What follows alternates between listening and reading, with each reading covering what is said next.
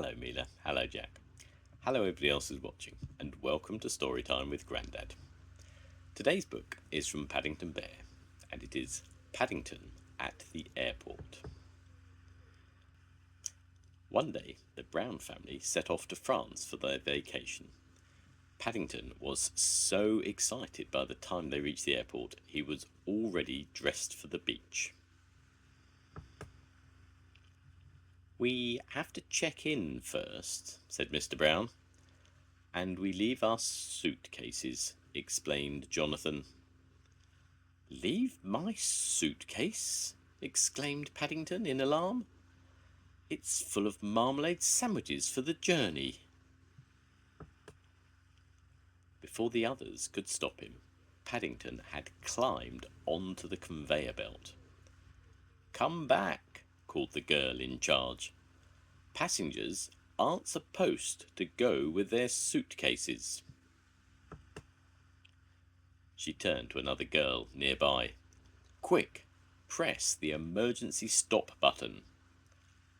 "I'm sorry," cried Paddington, "but I'm afraid I've got an emergency and I can't stop," as he disappeared through the hole in the wall. When Paddington came out of the other side, he found himself in a different world. There were bags everywhere of every shape and size. It was just like being on a roller coaster, and after going round several bends, he found himself on a ramp at the bottom. The man in charge looked at Paddington's labels. The one on his suitcase said, "To France," and also gave his name and address, and the number of his flight. The one around his neck said, "Please look after this bear. Thank you." "I'd better make sure you get on the right airplane," said the man. "Put your suitcase on that truck." He helped Paddington onto the waiting truck and then climbed on too, just to make sure he didn't fall off or get lost again.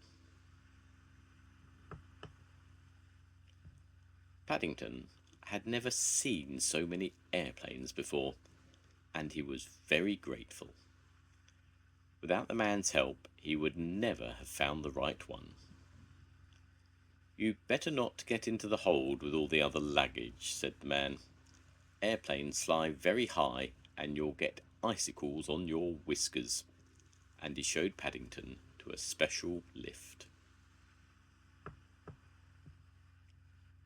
"Paddington," exclaimed Mrs. Brown, "however did you get here? We've been looking for you everywhere."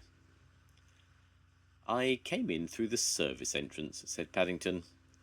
"It's much the quickest way." "I'm very glad I put labels on everything," said Paddington, as he checked his seatbelt to make sure it was done up properly. "Otherwise, there's no knowing where my sandwiches might have ended up." "We all know where they'll end up now," said Mr. Brown. The end. Goodbye, Mila. Goodbye, Jack. I'll see you soon. Goodbye, everybody. Bye.